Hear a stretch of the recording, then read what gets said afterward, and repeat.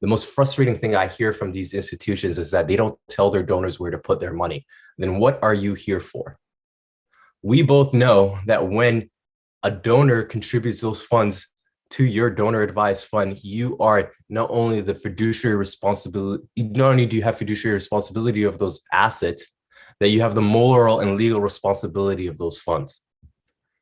And if you have not been paying attention, the rise of technology-enabled philanthropy, particularly crowdfunding, crypto giving, decentralized autonomous organizations, Silicon Valley-backed donor advised fund intermediaries like the app Daffy, I didn't come up with it, will significantly contribute to the philanthropic reckoning I'm speaking of, significantly undercutting the role of community foundations. Millennials and Gen Z are looking to support social movements that settler philanthropy considers too risky, whether it's supporting Indigenous land defenders, funding anti-Black racism activists, or climate activists. And I understand my tone might come off as aggressive, but I'm just questioning the generosity and commitment to change. I'm questioning the effectiveness and efficiency of philanthropy. I'm also Somali, so we talk aggressively. See, it's not philanthropy's responsibility to provide day-to-day support to our communities. It's the responsibility of our governments, federal, provincial, and municipal, to ensure that their residents not only have the ability to live in dignity, but to thrive. And that philanthropy should take the risk to find ways to transform our society and fund innovation. While liberal progressive philanthropy is so focused on demonstrating their impact and validity of their contributions, it paints the question, who are they trying to prove this vanity to?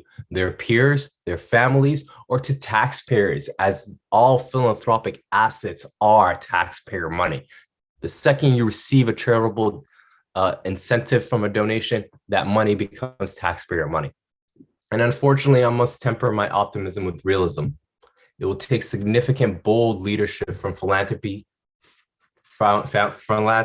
family foundations, community foundations, and most importantly, the charities that accept donations from these sources to implement significant philanthropic reform. And I know it's very easy for me to say all of this. I recognize my privilege. I recognize I can go on stage and travel the world and speak at conferences and talk about this because I don't have to bite the hand that feeds me. You know, I know who I work for. I work for OVO and I know they provide those benefits. I know I have access to an extreme amount of social capital. My philanthropy is bold. My philanthropy is messy. It's non-linear. It's built on collaboration. It's driven on trust, humility, and vision. It is not driven by key performance indicators. It's not built on participatory grant making with minuscule amounts, nor is it built on social impact bonds, result-based funding, pay for success models.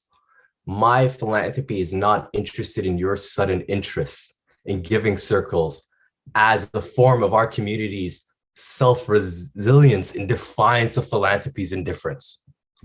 We've been given the privilege of deciding when and where to allocate taxpayer money. When we are window shopping charitable initiatives, even though we have the assets, we are prioritizing our own vanity versus preserving capital versus our people and planet. I'm confident that those of you with access, privilege, and these philanthropic assets invested in our communities with transformational gifts, we will strive to end the continued dependency on philanthropy and government. So, what are the takeaways from my little rant? Without significant philanthropic sector reform from the federal government of Canada, we will not solve our climate crisis, our urban affordability crisis, housing, food insecurity, violence, or gender inequality. The impact investing community will not increase the social, political, and economic well-being of BIPOC communities if they do not reflect the communities they serve. That means more Black and Indigenous fund managers, less rigorous due diligence barriers, as these are philanthropic assets should be used to fund risk. That traditional settler philanthropy as a concept is at a crossroads. Do we allow these failed approaches that are built on the exploitation, extraction, and genocide of Indigenous communities and have contributed to the continued anti-Black racism in our communities?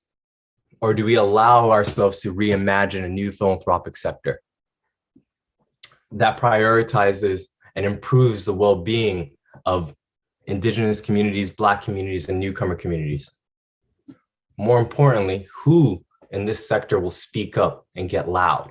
Will we allow ourselves as non-for-profit workers or those in the philanthropic space to continue these power imbalances to continue? Will we allow ourselves to be governed by charitable laws that are rooted in colonialism, exploitation, extraction, and genocide of Indigenous peoples? Our philanthropic sector is not only immoral, it is built on bad public policy. So let us be accomplices for change and not performative allies. Thank you very much.